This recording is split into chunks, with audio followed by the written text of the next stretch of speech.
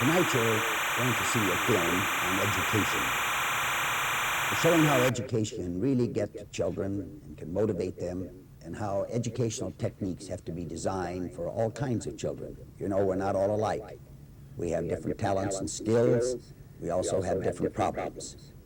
Well, the Elementary and Secondary Education Act, which was passed in April of 1965 and signed by President Johnson, addressed itself to these very special needs of special children. Title I of that act is of critical importance, and it has been used nationwide to help youngsters, young people from low-income families, low-income neighborhoods, and from school districts where there were inadequate revenues or finances to provide quality education. So simply put, what Title I does, it sort of wades in, steps in, to help enrich an educational program for children that really need it. It brings up the level of funding so that children have an equal opportunity. Now, there's some wonderful things that have been going on under Title I funds. Federal funds coming to the state, and the state allocating them to the school districts and to the schools for particular special programs to enrich the educational experience of low-income children, that is, children from low-income families. For example, here in the city of St. Paul, you have a TOTS program, a preschool program. Yes, just equipping kids, believe it or not, to make themselves ready for kindergarten. And then special work in kindergarten, and then on up through the elementary grades. You have parents that are brought in as parent-teacher aides, involving the parents with the child in the school situation. You have all kinds of forms of audiovisual aids. You'll see something here, for example, in this telecast about what looks like children are just playing games. Well, really, they're learning. This is an experiment in what you call educational motivation. You'll also find that there are special programs that go to the bilingual group. We have many Spanish-speaking Americans in Minnesota. They have very peculiar educational problems because of language problems. So we have a special type of tutoring services that go right into the home under Title I funding. And then you have the work of the volunteer college students that come right from our neighborhood colleges of Hamlin and McAllister and St. Thomas and other schools around the metropolitan area. So you have here a program that's designed to give every child his chance, his or her chance. And the use of Title I funds can be of immense help. I think this program has proven itself, but it needs even more than it has had in terms of funding up to the present.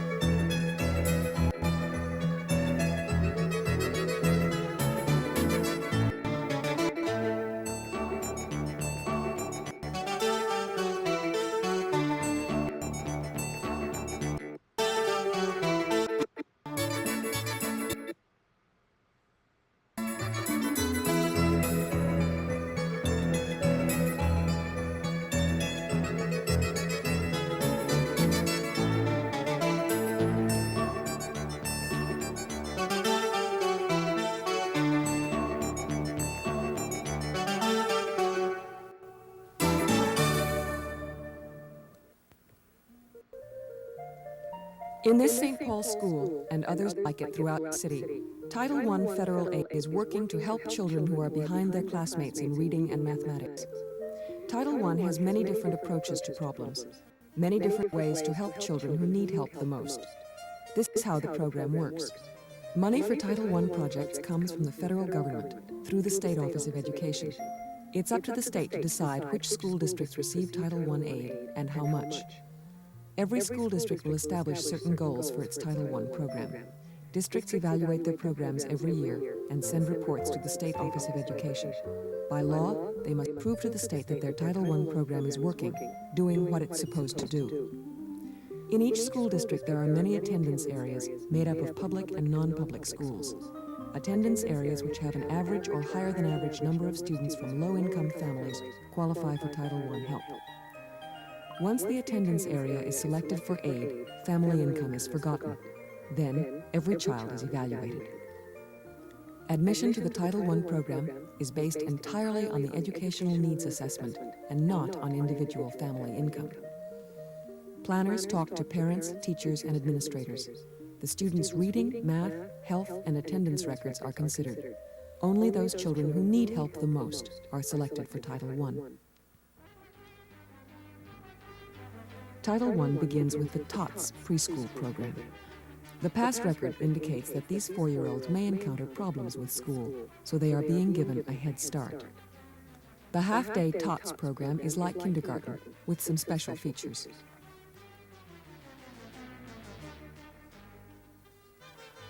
TOTS groups are kept small, and there's playtime in addition to regular instruction.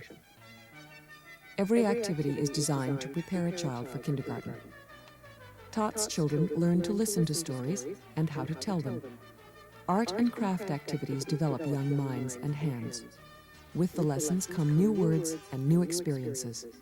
The children learn to sit on the floor with people who look just like they do, and with people who don't.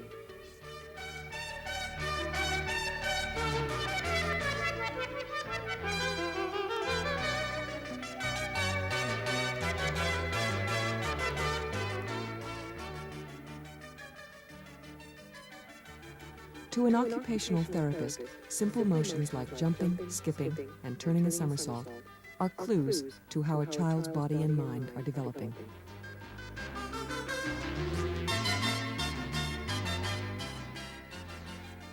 Another specialist encourages the word skills necessary for good language development. Adults have no trouble saying phrases like bouncing bubble, but 4-year-olds have to learn to use their mouths and tongues properly. Language development is a big part of kindergarten, and speech training is a big part of TOTS. Like hard workers everywhere, TOTS children are rewarded for their efforts.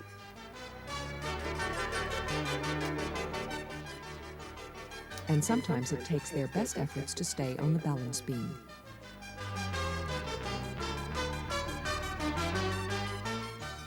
Listening to a phonograph record with headphones is a new experience for many children. The headphones keep young minds from wandering. By hearing the words as they see the pictures, these TOTS are on their way to learning to read.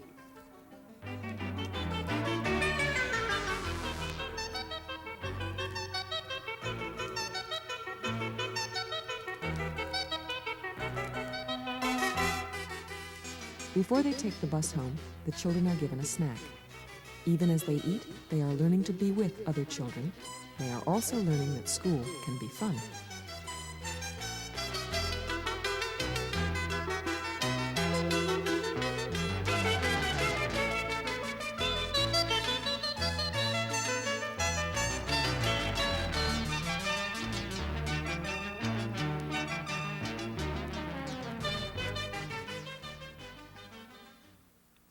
Kindergarten is the place for learning many of the things adults take for granted, like the days of the week, the parts of the body, and the alphabet. The Title I kindergarten program serves two purposes. First, it continues the work of the TOTS program for children who still need work in basic areas. And second, it gives extra help for those kindergartners who are having trouble in preparation for reading and math. Students also learn to work together in groups.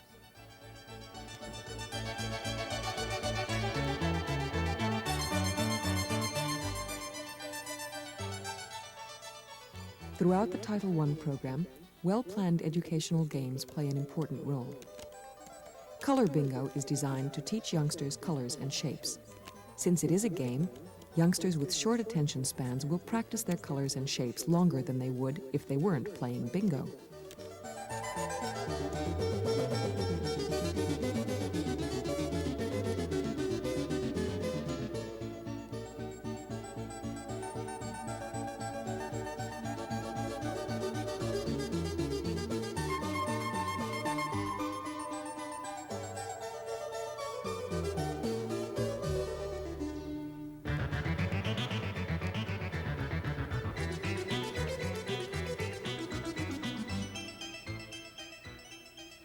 There's even an opportunity in kindergarten for learning how to tie your shoe.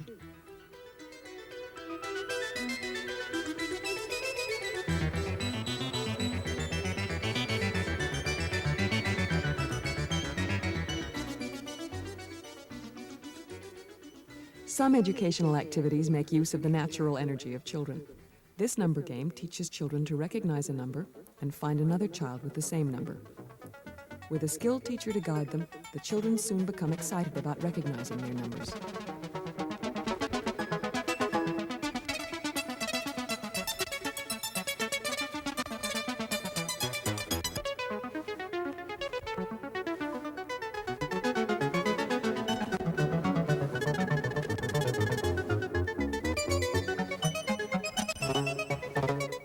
Title I continues in elementary school with the reading and math program. Here, students drill in addition and subtraction using a device called the Jello box.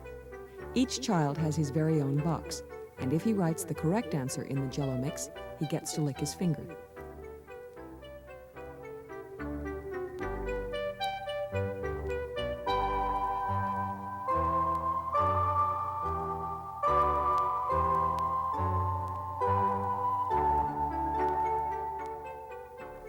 Using the sense of touch helps students learn, and the only real problem with the Jello box is what to do about sticky fingers. During the class period, students are assigned to a reading math room where they move from one activity to another. At each activity, a different teaching approach is used to teach some of the same basic skills. Title I groups are kept small, so each child receives individual attention. Modern schools recognize that younger children have a hard time sitting quietly, so many activities encourage the student to learn with his hands as well as his mind.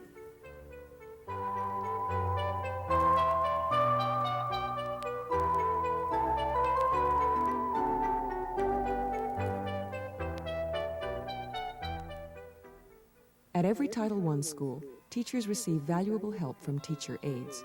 The aides are paid with Title I funds, and many aides are parents and residents from the neighborhood. Aides work under the supervision of teachers, drilling children in specific skills. Without such dedicated teacher aides, youngsters would not receive as much individual attention, which is so important to the program. All Title I aides and teachers receive special instruction as a part of the in-service training program. Periodic workshops are conducted by specialists in reading, language, and math.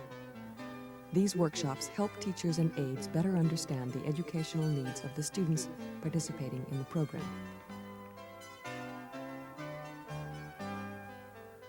Parents who do not have the time to serve as teacher aides can still take an active part in Title I by serving on the parent advisory committees in their schools. In each attendance area, parents meet to discuss current projects and suggest ideas for new projects. Parent committees serve as advisors in the planning, development, operation, and evaluation of all Title I projects. In addition to the local committees, a district-wide parents committee is made up of representatives from each school. All parent committees take suggestions and give out information about the program and refer other matters to the school district staff.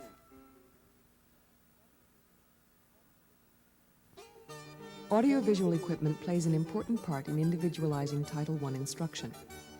The System 80 teaching machine uses projected pictures and a phonograph record to teach reading skills. The pictures appear on the screen, and the student follows the recorded instructions, answering questions by pushing the proper button. The System 80 is programmed like a computer, so that if the student makes a mistake, he is asked another question and another until he gives the correct answer.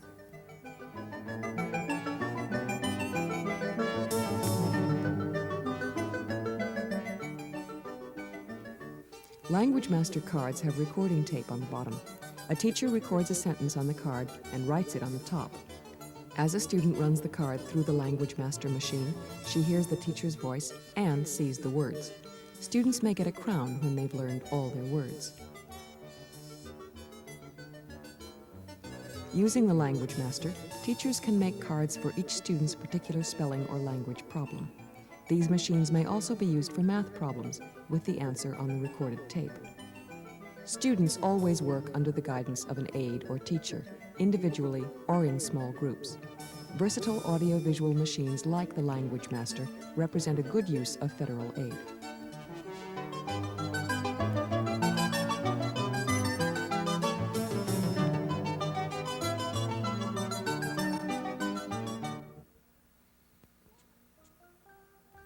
Several times a week, students in 13 public and non-public elementary schools report to a BASIC Center.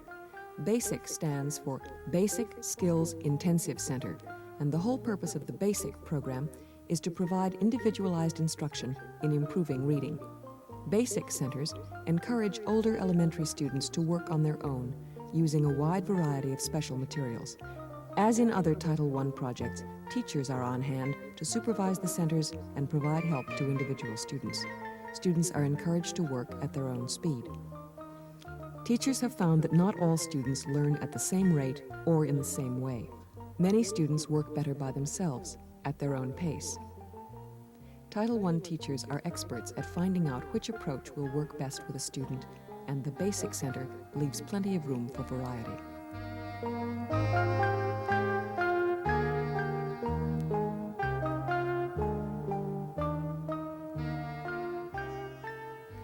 Many of the reading materials used at the BASIC centers are self-testing.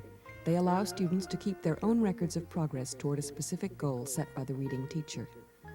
Students learn responsibility by locating and returning materials to the proper place on their own.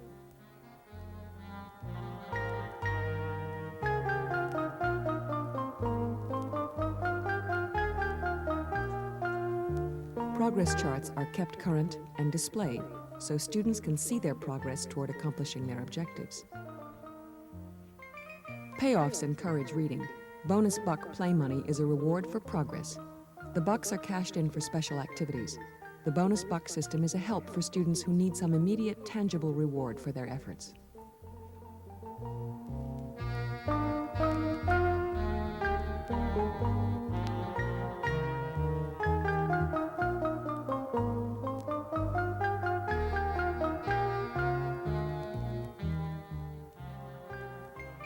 As with all educational games, the object is to learn.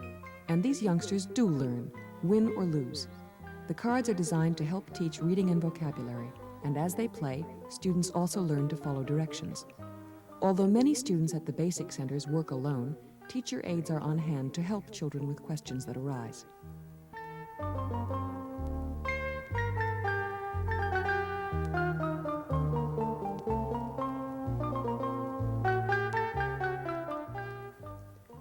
Junior high educational games are more difficult, but the purpose remains the same: to develop interest among youngsters who are still having problems with basic skills.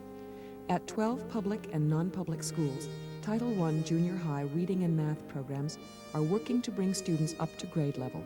In each school, a Title I center provides reading kits, equipment, and audiovisual materials, including educational games. To some parents, the games don't seem very important, but for these students, the easygoing word games sometimes teach more than high-pressure drills. The key is motivation.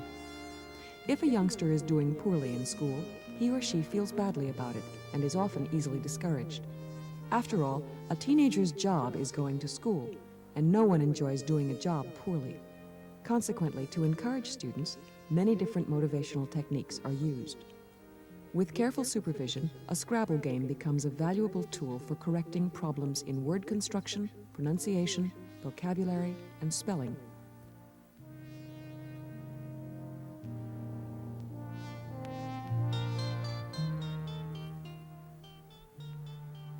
The junior high math program makes use of study centers as well as regular classrooms. In this center, students receive extra help with multiplication and division, measurements, and problem solving. The practical applications of math are also considered. This math training, like all Title I instruction, is extra help in addition to the regular classroom programs. By law, Title I money may not be used for the basic educational programs of the school district. The money must be spent on extra help for students who need it most.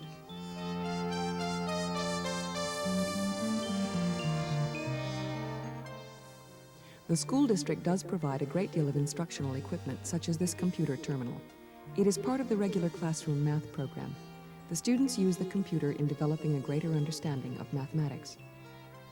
Title I provides additional materials which complement the use of the computer in learning these math skills. Other audiovisual machines are available to the junior high program. Although students form small groups for some activities, the individual attention which is so important to the Title I approach continues.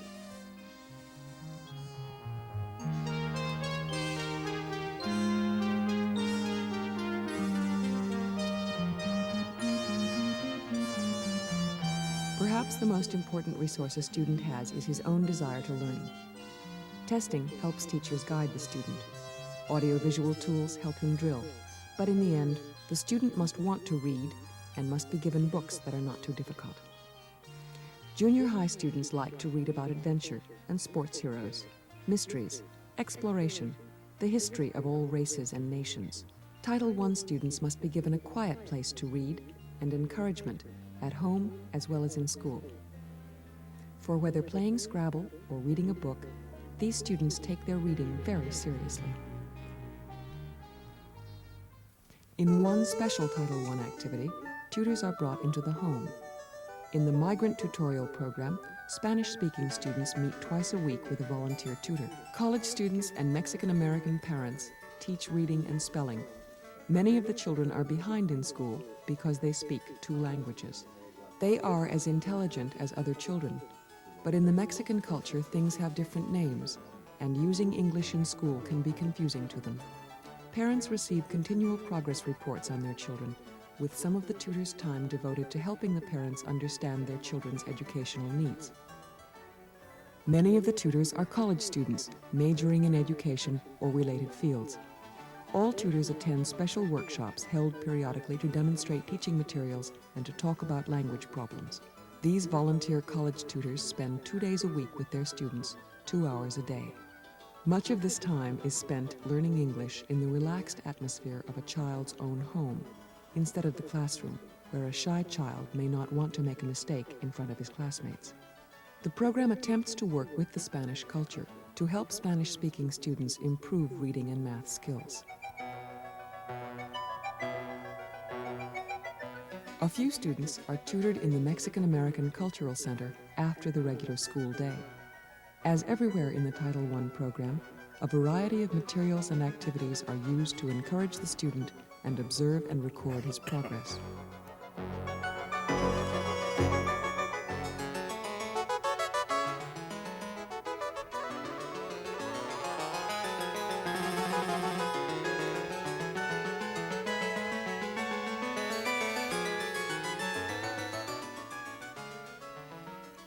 From time to time, students are taken on field trips.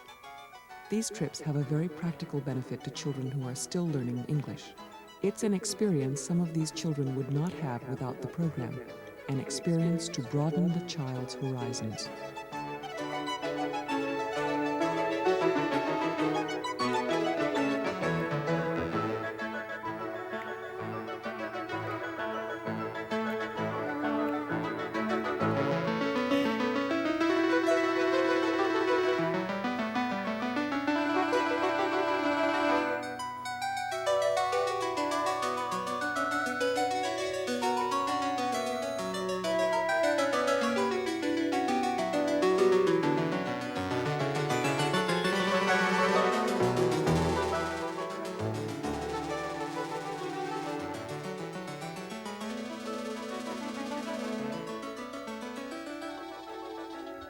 As the boat makes its way up the Mississippi, students learn that language must be based on experiences.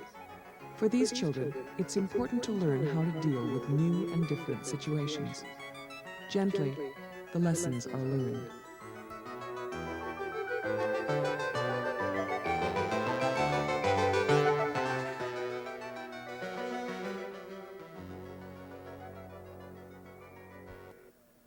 The number of people in America in poverty has grown these last few years. In the 60s, 10 million people left what we would call poverty to come into a higher standard of living. In the 70s, those 10 million have returned back into the areas of poverty. This is why Title I funds, direct aid to the low-income family and district, school district, and student is so vital. I hope that it can be expanded, and I trust that the local school districts will use it well.